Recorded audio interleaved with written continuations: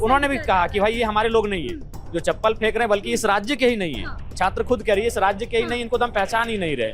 Planning करके उन्होंने आकर, जब छात्र बैठ गए तो आकर इधर पुलिस पदाधिकारी आए और बात की अपने सभी सिपाहियों से कि लाठीचार्ज करिए सीरियली, कि आराम से डटे रहें और आगे की तैयारी करते हैं, फिर इस आंदोलन को आगे बढ़ाते हैं। देखिए, हमारे साथ इस वक्त डुमरी विधायक जयराम महतो है। कल के आंदोलन का हिस्सा भी थे आप, छात्रों से कल मुलाकात भी रात में की। लाठीचार्ज तो हुआ है, ये बात तो तय है, लेकिन क्यों किया गया? जब सब कुछ शांतिपूर्ण था तो लाठीचार्ज की क्या जरूरत थी? वापस जा रहे थे, वैसा ठीक है, चलिए वो विधानसभा आ गए थे, तो क्या उनके हाथ में कोई ऐसा सामान था जिससे कि विधानसभा परिसर को खतरा था?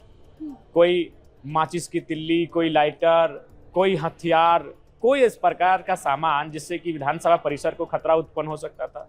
बाहर बैठे थे, बारिश की बूंदें हो रही थी और आधे घंटे में भीड़ निकल जाती। 75% भीड़ जा चुकी थी, 25% भीड़ बची हुई थी। एक दिवसीय प्रोटेस्ट था, पीसफुल प्रोटेस्ट था और लगभग सब ये मान के थे कि एक दिन का ही कार्यक्रम है, आगे फिर रणनीति बनेगी, आगे कार्यक्रम होंगे। तो वापस जा रहे थे और जा भी चुके थे। कुछ लोग बस परिसर के आसपास डटे थे, वो भी शांतिपूर्ण तरीके से बैठे नहीं थे, बल्कि बोला गया था कि आप लोग बैठिए, और उन्होंने इस बात को माना। बाकायदा वहाँ शिक्षकों से भी अपील किया गया, कि आप कोऑपरेट करें, और शिक्षकों ने सपोर्ट किया। उन्होंने छात्रों को जो अंदर आ गए थे, कुछ बच्चे आए थे अंदर इस मूर्तियों के आसपास, उनको बोला कि नहीं, परिसर के अंदर मत दाखिल होइए, और फिर उनको बाहर लेकर चले गए और शांतिपूर्ण तरीके से बैठे हैं। लेकिन उसके बाद बहुत ही प्लानिंग के साथ और साजिश के साथ बर्बरतापूर्ण लाठीचार्ज किया गया है। मैं इसकी निंदा करता हूं, इस पे कार्रवाई की मांग करता हूं। क्यों? लेकिन मतलब सवाल अब भी यही कि क्यों किया गया, क्या जरूरत? मुझे भी समझ में नहीं आ रहा कि जब सब कुछ ठीक ठाक हो गया था, छात्र खुद इतने संवेदनशील थे कि अगर कोई असामाजिक तत्व घुस रहा था भीड़ में, जो किसी पर, वो खुद हटा रहे थे, वो डांट फेंक रहे हैं, वो भी उसे उन्होंने भी कहा कि भाई ये हमारे लोग नहीं है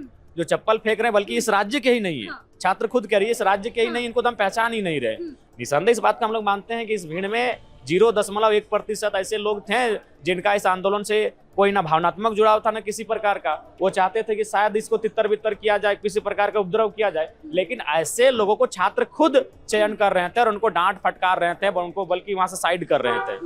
तो छिपी हुई जानकारी भी थी आपके पास, जो आप बता भी रहे थे कि सूचना मिली है, मुझे नाम न बताने की? जी।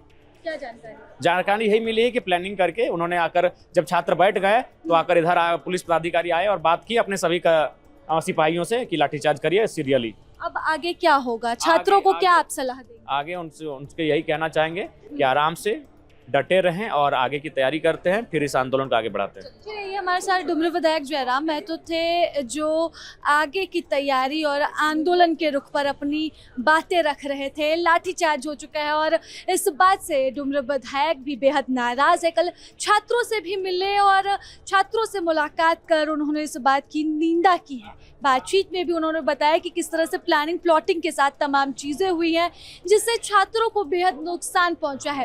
अब देखने वाली बात रहेगी कि आगे की रणनीति क्या होती है, आगे छात्रों का रुख क्या होता है और सदन के अंदर जयराम का रुख क्या होता है।